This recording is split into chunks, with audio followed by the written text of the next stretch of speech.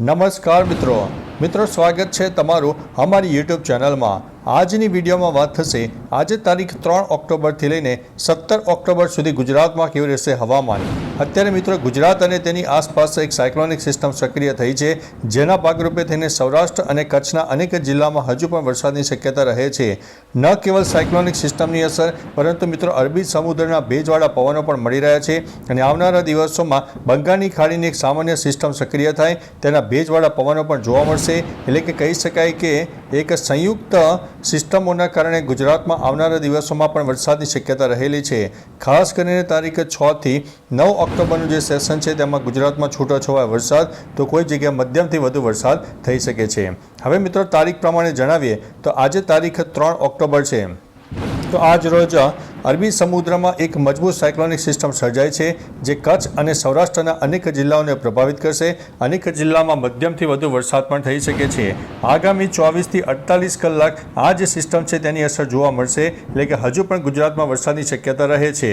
ત્યારબાદ મિત્રો તારીખ 4 ઓક્ટોબરના સેશનની વાત કરીએ તો 4 ઓક્ટોબરે પણ સૌરાષ્ટ્ર હોય, કચ્છના અનેક જિલ્લાઓ હોય, દક્ષિણ ગુજરાતના પણ અનેક જિલ્લાઓ હોય, મધ્ય ગુજરાતના પણ અનેક જિલ્લામાં છૂટોછવાયો વરસાદ થઈ શકે છે। અત્યારે ભલે તમને કોઈ જગ્યાએ વાતાવરણ ખુલ્લું દેખાય, પરંતુ બપોર બાદ એક ક્લાઉડ ફોર્મેશન સર્જાય, લો ક્લાઉડ ફોર્મેશન સર્જાય, જેના કારણે આવનારા દિવસોમાં હજુ પણ ગુજરાતમાં વરસાદની શક્યતા રહેલી છે। તારીખ 5 ઓક્ટોબરની વાત કરીએ તો બંગાળની ખાડીની એક મજબૂત સિસ્ટમમાં દક્ષિણ ભારત, મધ્ય ભારત અને પૂર્વ ભારતને પ્રભાવિત કરશે। અરબી સમુદ્રમાં બનેલી સિસ્ટમને કારણે અને ભેજવાળા પવનને કારણે તારીખ 5, 6 અને 7 તારીખથી એક વરસાદની નવી સિસ્ટમ રૌદ્ર સ્વરૂપ ધારણ કરશે, જે ગુજરાતમાં છૂટોછવાયો વરસાદ આપી શકશે।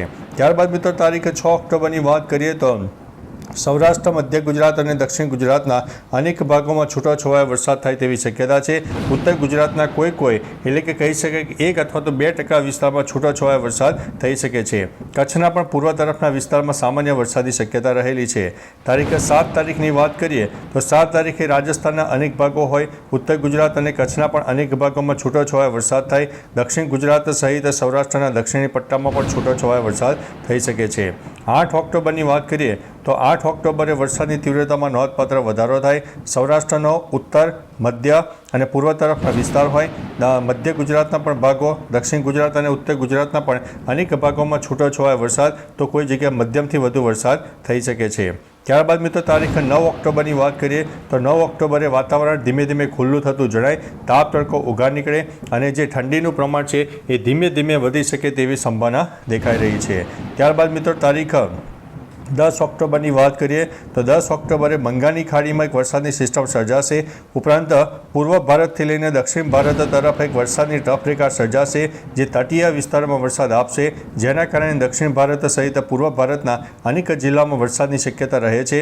અને બીજી તરફ દક્ષિણ ગુજરાતથી લઈને કેરળ સુધી વરસાદની એક સામાન્ય ટફ રેખા સર્જાશે, જેની અસર 2 થી 3% આપણા ગુજરાતને પણ જોવા મળી શકે છે। 11 ઓક્ટોબરની વાત કરીએ તો 11 ઓક્ટોબરે દક્ષિણ ભારત સહિત દક્ષિણ પૂર્વ ભારત અને પૂર્વ ભારતના અનેક જિલ્લાઓ પ્રભાવિત થઈ ગુજરાતમાં આંશિક વાદળોનો રાઉન્ડ જોવા મળે અને ઠંડીનું પ્રમાણ નોંધપાત્ર વધી શકે છે। 12 ઓક્ટોબરની વાત કરીએ તો 12 ઓક્ટોબરે પણ દક્ષિણ ભારતના અનેક ભાગોમાં વરસાદ થાય, ઉપરાંત પૂર્વ ભારતના પણ અનેક જિલ્લાઓમાં વરસાદ થાય તેવી શક્યતા છે અને ચોમાસું ભારતના અંદાજિત 50%થી વધુ વિસ્તારમાંથી વિદાય લે તેવી પણ શક્યતા દેખાઈ રહી છે। 13 ઓક્ટોબરની વાત કરીએ તો 13 ઓક્ટોબરે પણ અરબી સમુદ્ર અને બંગાળની ખાડી એક્ટિવ રહેશે, જેના કારણે દક્ષિણ ભારતના અનેક જિલ્લાઓમાં વરસાદની શક્યતા દેખાઈ રહી છે। 14 ઓક્ટોબરની વાત કરીએ તો 14 ઓક્ટોબરે પણ કેરળ સહિત અનેક તટીય વિસ્તારો એટલે કે દક્ષિણ ભારતના અનેક જિલ્લાઓમાં ભારે વરસાદ થઈ શકે છે। કોઈ જિલ્લામાં તો 1 થી લઈને 4 ઇંચ કરતાં પણ વધારે વરસાદ જોવા મળે। 15 ઓક્ટોબરની વાત કરીએ તો 15 ઓક્ટોબરે પણ દક્ષિણ ભારતના અનેક જિલ્લાઓ પ્રભાવિત રહેશે। ગુજરાતમાં એક વરાપનો રાઉન્ડ આવશે અને ધીમે ધીમે ઠંડીનો માહોલ પણ જામી જશે।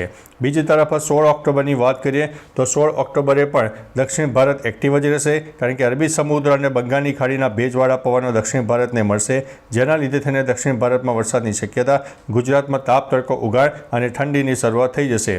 બીજી તરફ મિત્રો તારીખ 17 ઓક્ટોબરની વાત કરીએ તો દક્ષિણ ભારત હજુ પણ એક્ટિવ રહેશે એટલે ટૂંકુને ટચ તારીખ 20 ઓક્ટોબર સુધી તો દક્ષિણ ભારતમાં વરસાદની શક્યતા દેખાઈ રહી છે અને 20 ઓક્ટોબરે ગુજરાતમાં વરાપનો રાઉન્ડ જોવા મળે, ઠંડીનું પ્રમાણ વધારે જોવા મળે અને કોઈ વિસ્તારમાં ધીમે ધીમે ઝાકળ વર્ષા પણ થાય તેવી શક્યતા દેખાઈ રહી છે. બાકી મિત્રો ગઈકાલે તમારા વિસ્તારમાં વરસાદ પડ્યો કે નહીં, તમામ પ્રકારની માહિતી કમેન્ટમાં આપજો અને વાતાવરણ કેવું છે, કોઈ જગ્યાએ ઝાકળ છે કે કેમ, વરસાદ પડ્યો કે કેમ, તાપ તડકો ઉગાડ હોય, બફારાનું પ્રમાણ હોય, તમામ પ્રકારની માહિતી જિલ્લાઓ સાથે આપજો જેથી અન્ય મિત્રો પણ જાણી શકે.